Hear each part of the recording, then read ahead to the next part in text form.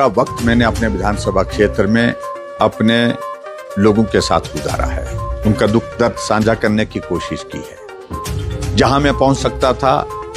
और मैं ये कहने नहीं चाह रहा हूं, मेरा दायित्व भी बनता था, जिम्मेवारी बनती थी। मैं कई किलोमीटर चल करके लोगों के बीच में पहुंचा, नुकसान का जायजा लिया और उस दुख की घड़ी में उनके दुख को साझा करने की मैंने कोशिश की। अब मुझे याद आता है कि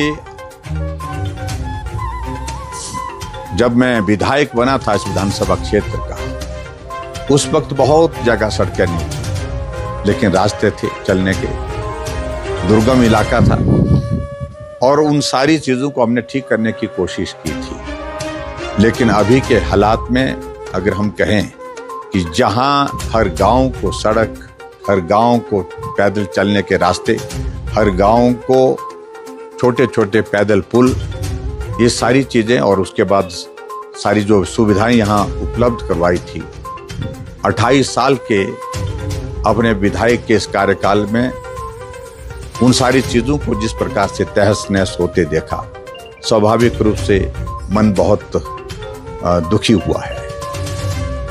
आज उन रास्तों में जिनमें मैं 30 साल पहले पैदल चलता था, वो रास्ते उससे भी खराब हो गए, क्योंकि उस वक्त रास्ते चलने के लिए तो थे, अब तो रास्ते भी नहीं रहे। ये स्थिति बनी है।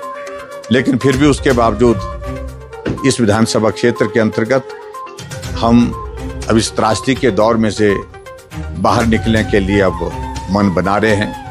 लोगों से मेरा इस बात के लिए आग्रह है कि हौसला रखिए, हिम्मत रखिए और इस हिम्मत के साथ हमको आगे बढ़ना है।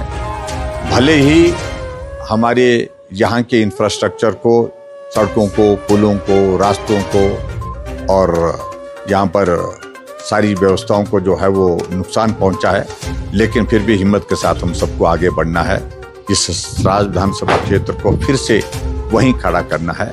इसके लिए आप सबसे मेरा यही निवेदन है कि हौसले के साथ आगे बढ़ें, आगे बढ़ करके हम काम करें। यही मुझे कहना है।